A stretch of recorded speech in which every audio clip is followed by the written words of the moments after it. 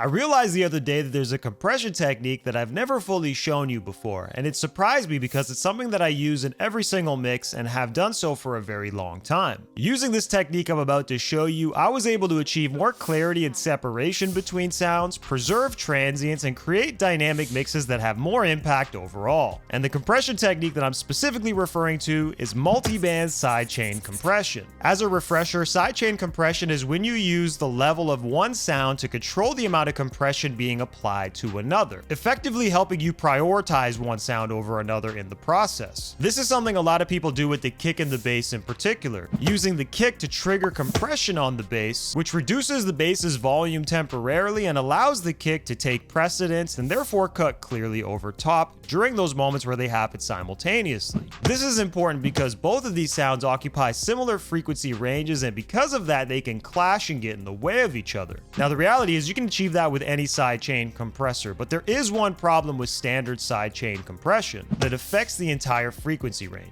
This is where multiband compression becomes superior, because I can sidechain compress one or more specific frequency pockets between the sounds, rather than the entire frequency range like a standard sidechain compressor would. This allows me to achieve the intended ducking effect of sidechain compression, but in a more tailored and transparent way because of how it focuses on a specific frequency pocket where the problems actually lie.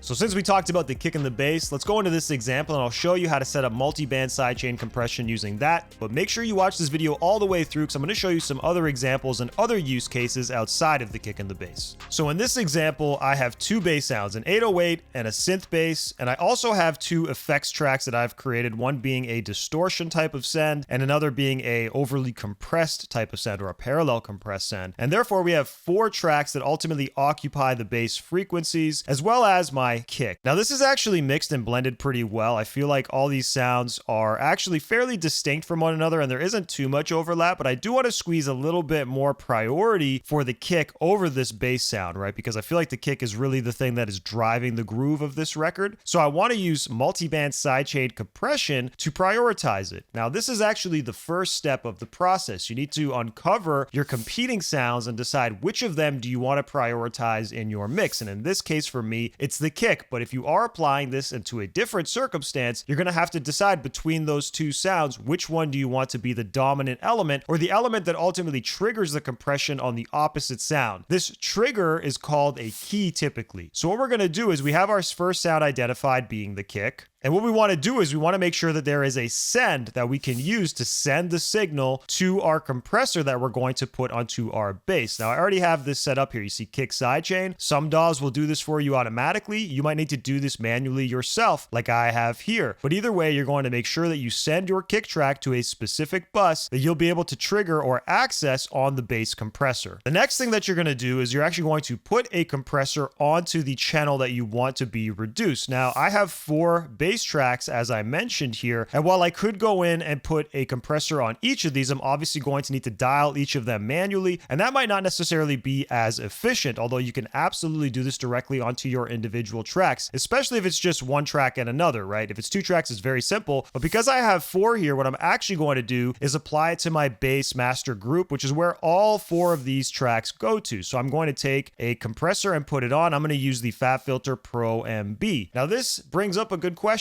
which is where should I actually put the compressor? And I want you to pay attention to where I have it, which is at the end of my chain after everything. So after all the processing on my bass master group, in this case, I'm putting my multi-band compressor at the very end after that. And you can actually see I have a few others in front of it, which we'll talk about after, that are also doing some multi-band compression. But in this case, the very last slot is going to be dedicated to this. And the reason why is because I don't want any of the processing to undermine or interfere with the compression. If I put the compression first, it might help prioritize the kick right away, but then the processing that follows it on my bass master may undo some of that or bring out the bass a little bit more and essentially allow it to dominate once again. In this case, I want to make sure that I get the sound that I want from my bass, and then I'm ensuring that the compression takes precedence and ensures that every time the kick is hit, it's going to reduce the bass overall, and none of that processing gets in the way. So with that being said, we have our compressor set up, but we need to now make sure that the compressor recognizes the key, because otherwise I'm just going to be using this like a normal multi multiband compressor, which is not the point here. The point is to use it for sidechain purposes. So we're going to go to the key input and we're going to choose the send that we put in the previous step, which is the kick sidechain here. Now, before we create a band, we actually need to understand where is the kick dominant, or where do we want the kick to be dominant. So to do that, I'm going to go back to my kick channel, and I usually put on an EQ, and I want to just play the track for a moment and just see where is the highest peak, and it's usually going to be somewhere in the low end. So let's play this and see what we can find.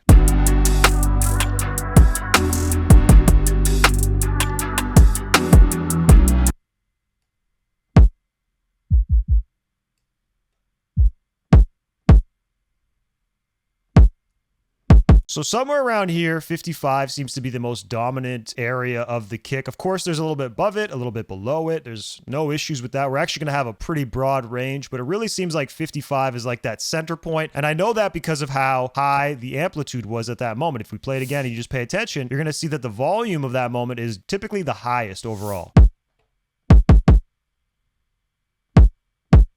Now, if you have access to the Pro Q like I do here, you can take it a step further and actually use the analyzer. And I'm going to set this to the bass master. And when I play this now, it's going to show some red overlap where there is overlap between the two sounds as well.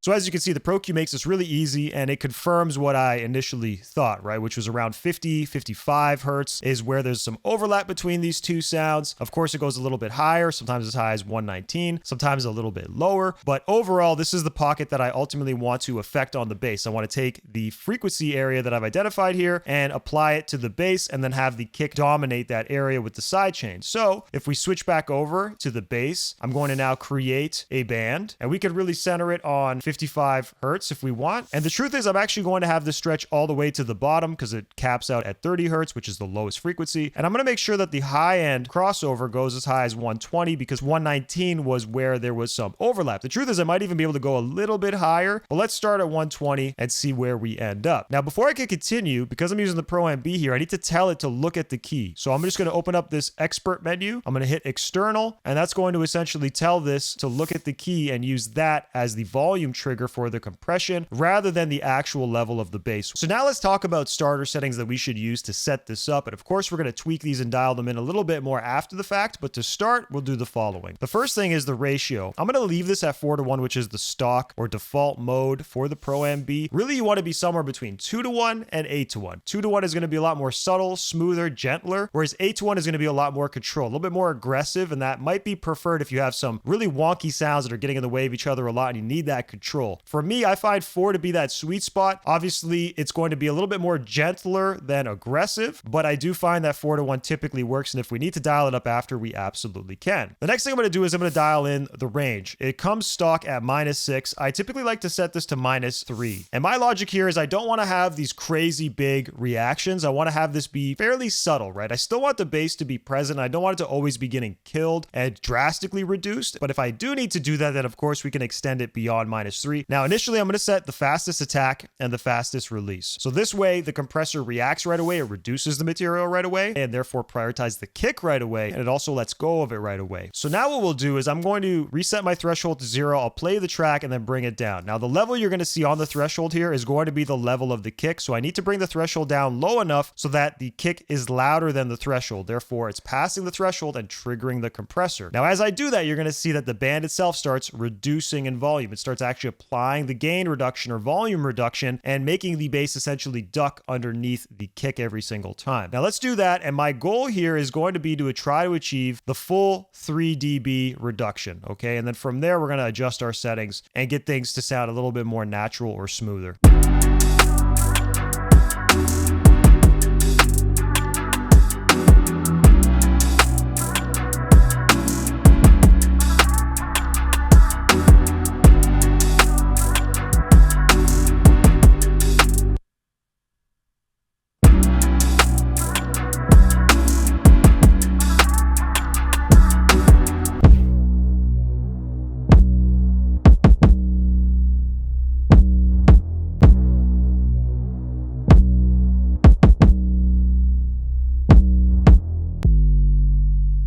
So that seems to work pretty good. You can definitely hear how the kick is being prioritized. It's not a huge difference, but it is enough where the kick is just a lot more articulate, more intelligible, more clear, right? Clearly cutting out on top over the bass of this example. And you could hear how by doing this, it's really starting to drive the record here in terms of the rhythm and taking over that place for the bass. This may not necessarily be something you want. You have to be aware that sidechain compression will alter the groove of your tracks potentially if you really go aggressive with these settings. And this is that place where we're going to now start to ease off a little bit and try to make it sound a little bit more transparent. So to start, the first thing we're going to do is reevaluate the attack and release, and we're going to obviously slow down both. Now, I still want to make sure that the attack is probably on the faster side because I want the kick to obviously dominate very quickly. Once it hits, I want it to cut over top of the bass. But there is sort of artifacts that get produced with the fastest attack time. Sometimes there's this clicky type of sound. It doesn't always sound that great or that musical. So I'm going to play this again and slow down my attack first and foremost. Let's do that.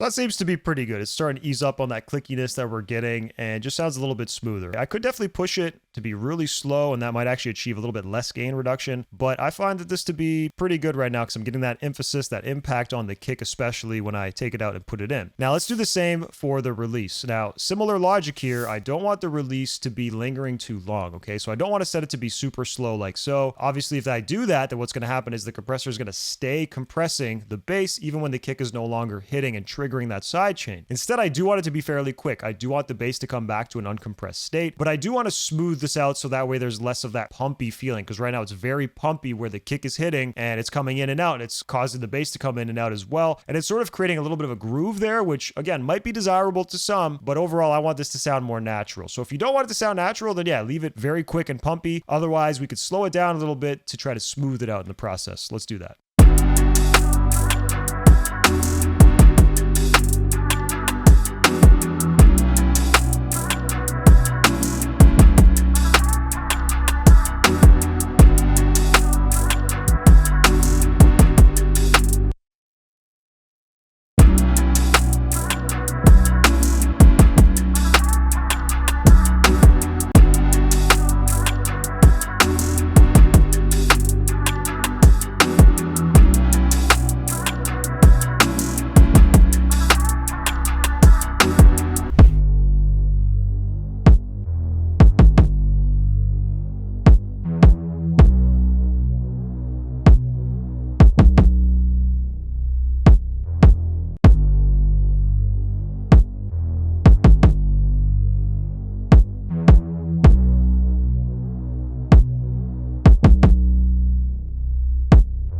Right now, I think this is sitting pretty good, okay? Now, you might be wondering a couple of things. Number one, with the output, should I be adding some gain, some makeup gain to the signal? Typically, I don't do that. I want this process to prioritize one sound over another, and I don't want to have to make up in that area, right? So in this case, I don't want to add volume back to the bass because that might undermine everything. Now, the kick in the bass is a great example, but it's not the only situation where I would use multiband sidechain compression. In fact, I kind of mentioned this earlier, but you see I have other multiband compressors focused on other sounds in my mix. Like this one here is actually focused on my vocal, where my vocal, or my lead vocal at least, triggers a compressor in a specific frequency range that I find is competing with the vocal and therefore making room for it. Another example is with my snare or even my clap. You could use a clap as well as a snare. I'll do the same thing where I have the snare be prioritized over this particular frequency pocket. And notice how each one is focused on its own frequency pocket in the mix. And sometimes they do overlap, like the snare and the vocal. They're overlapping a little bit, but they have their own unique range. The vocal goes from 300 to 1,000, whereas the snare goes from about 150 to 6,000, you know? And of course you could tailor this as you want. This is just this specific example here, but overall you could use a variety of keys or sources to trigger multiband sidechain compression. A few additional examples could be the 808. I'll have the 808 trigger the low end on my all instrument group, where all my instruments, they don't really need the bass like that, at least not always. So I'll have my 808 trigger that compression and reduce the low end of any instrument sound in my mix, and therefore prioritize the 808, very similar to how I just did with the kick. Another example is if I have a lead instrument element that should be prioritized, such as guitars or synths or keyboards. Usually something percussive, to be honest, is what I'm going to apply this to. Something that I want the transient definition to really stick out on. And anything that I've been talking about here is very transient dense material for the most part. So I'll do the same thing with those sounds where they will trigger a multiband sidechain compressor on a competing sound. Maybe I'm using the guitar as an example to trigger multiband sidechain compression on a keyboard sound that's basically in the same type of frequency area. A lot of different ways you can cut this up, but there is one additional way I want to show you that I think will be very helpful, and it helps me particularly get my vocals to sit better on top of instrumentals. And this is something that is going to be really important for anybody mixing over a 2-track beat specifically. So what I have here is the 2 submasters of my track, and this is applicable to every track that I do. I have an a cappella master, which is where all my vocals go, and I have an instrumental master, which is where all of my instrumentation goes. Now what I could do is I could do something very similar to what I showed you with the kick and the bass, but this time I'm going to have my vocal a cappella trigger a multiband sidechain compressor on my instrumental to essentially make room every time the vocal happens in a specific part of the frequency range for the vocal. So to start, we'll go to our a cappella, we'll go to the sends, and we will create a new bus that we could send the signal to trigger the compression. I'm going to set this to 0, and right now we're using bus 67. Next thing we're going to do is go to the instrumental. Now I have no plugins on here, but if I did, it would be at the very end of the chain. So in the last slot here, I'll put the FabFilter Pro MB or whatever multiband compressor you are using. I'm going to set the key input once again to that bus that we just created, bus 67. And now before we create any bands or do anything else, I need to figure out where exactly the vocal lives. Where should I have the vocal be prioritized? And I personally find this to be that mid to high range area, somewhere between 900 hertz and 5,000. Sometimes it's that whole spectrum. Sometimes it's a little bit more micro. And of course, this is going to depend on your vocalist and where their voice fundamental really lives. But I'm going to go and put an EQ on the vocal, and I'm going to play this and just try to see roughly where we should try to prioritize it. Everybody,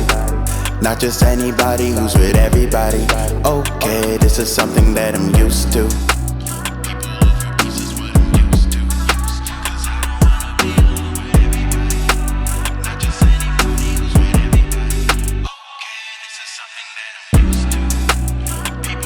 This is what I'm used to, cause I don't wanna be alone with. So that's a pretty broad range there, but somewhere around 2,800. Now, if we want to be super safe, once again, we could put another instance of the Pro Q on the instrumental, and then I could use the analyzer back to the a cappella EQ here, use an analyzer to look at the instrumental master, play it and see if there's any red overlap. With everybody, not just anybody who's with everybody. Okay, this is something that I'm used to. People over pieces, what I'm used to. Cause I don't wanna be alone with everybody. Not just anybody who's with everybody. So there's quite a few pockets of overlap you can see. There's some stuff in the low end, which I'm not really going to worry about, to be honest, because the vocal is not so much of a low end instrument like the bass or the kick. I want to keep that low end stuff focused on what it's focused on. But I do think in the upper mid kind of area, that's really where we want to prioritize the vocal. And you can see that there was some overlap from about 1,500 all the way up to about 9,500, a little bit less. But basically this window is really where we're going to want to focus our efforts here. So with that in mind, I'm going to bypass the EQ, and I'm also going to get rid of this one because we don't need it. I'm going to go back to the Pro MB, and I'm going to now create a range here that we just identified. So about 1,500 upwards of 9,500. And then once again, because I'm using the Pro MB, I got to open the expert panel and set this to external, so that way it recognizes the key input. So once again, we're going to get our starter settings going, and they're going to be very similar to what I showed you before. I'm going to leave a 4:1 ratio in this case, but we may want to go down to a 2:1 if we find this is just way too aggressive. Instead of a -3 range, which I suggested previously, I'm going to set a -2 range. Next, we'll set a fast attack, fast release, and I'm going to reset my threshold and play the track and then dial it in until I start to see that we are getting enough gain reduction. I'll also change this so that we have a better vantage point, so it's at 3 dB. With everybody, not just anybody who's with everybody. Okay, this is something that I'm used to. People over pieces, what I'm used to. Cause I don't wanna be alone with everybody. Not just anybody who's with everybody. Okay, this is something that I'm used to. People over pieces, what I'm used to. Cause I don't wanna be alone with everybody. Not just anybody who's with everybody. Okay, this is something that I'm used to. People over pieces, what I'm used to. Cause I don't wanna be alone with everybody. Not just anybody who's with everybody. With everybody. Not just anybody who's with everybody. So you could tell without even adjusting it any further that we are definitely getting more priority of the vocal. And you can also understand how regular sidechain compression would not work. Right now, the beat is still breathing. We're still getting the low elements clearly, the kick, the bass, and the instruments are playing well. The truth is this area, if we solo it on the instrumental, we're going to see that it's probably going to be a little bit more of that mid-high instrument focus, as well as maybe some claps, some snare, some of that higher end percussion, hi-hats even. So let's solo it and see particularly what we're affecting just to be safe.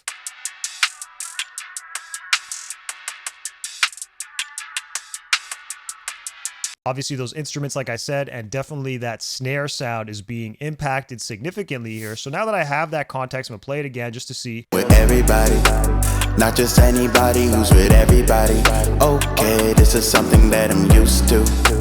People over pieces, what I'm used to. Cause I don't wanna be alone with everybody. So we are getting a reduction on the snare. I don't find it to be too bad, but it is definitely something to keep in mind. And even when I'm doing this, the thought that comes up, maybe it makes sense to not necessarily do this on the instrumental as a whole, but instead figure out which instruments I can afford to do this on. So as an example, I wouldn't put this multiband on the snare. So the snare ducts, I'd keep that as is, but instead I would apply this to some of those keyboard sounds and those instrument sounds that are in this range to allow them to duck. And that way I'm kind of getting the best of both worlds, but let's roll with this as is for now. So next thing we could do is address the attack and release. And I'm going to just slow both of them down and try to make this a little bit more smooth, more natural. And that actually might help us preserve the snare a little bit better as well. Here we go. With everybody, not just anybody who's with everybody. Okay, this is something that I'm used to. People over pieces, what I'm used to. Cause I don't wanna be alone with everybody. Not just anybody who's with everybody. Okay, this is something that I'm used to. People over pieces, what I'm used to. Cause I don't wanna be alone with. So that's pretty good, actually. Slowing it down a pretty significant amount. We're still getting upwards of 1 dB of gain reduction, which is cool. It's smooth, it's natural, it doesn't sound too bad. And I'm still able to get a little bit more of that emphasis out of the snare compared to when I had the fastest attack. Let's do the same thing with the release. I'm going to slow it down a little bit, try to smooth this out. But again, because we're affecting everything in this case, I'm probably not going to want to be too aggressive here. I am going to want the compressor to let go fairly quickly. So let's do that. With everybody, not just anybody who's with everybody. Okay, this is something that I'm used to. People over pieces, what I'm used to. Cause I don't wanna be alone with everybody. Not just anybody who's with everybody.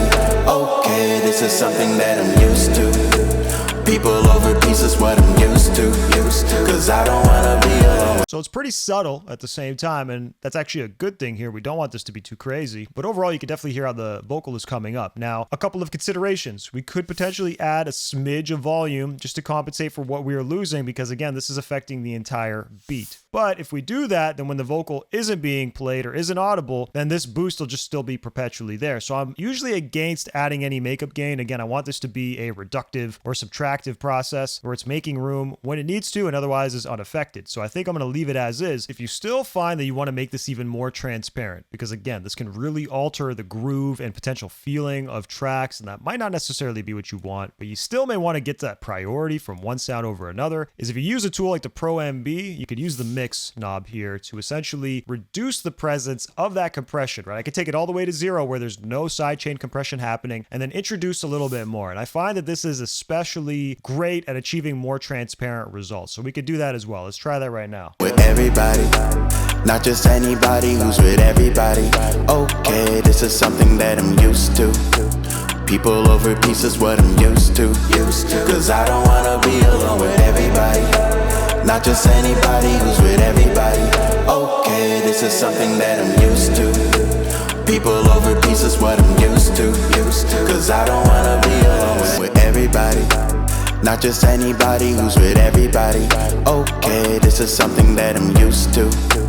People over pieces, what I'm used to.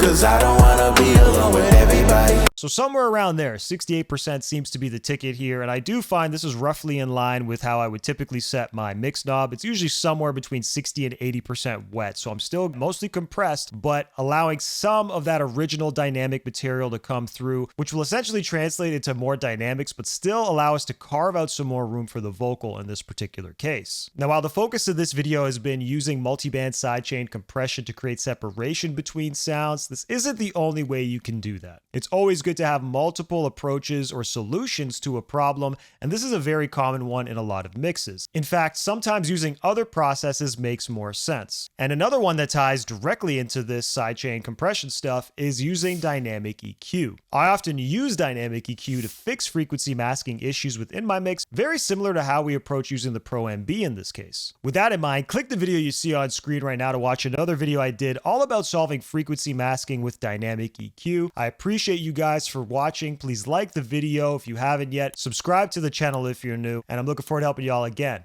on the next one. Peace. 5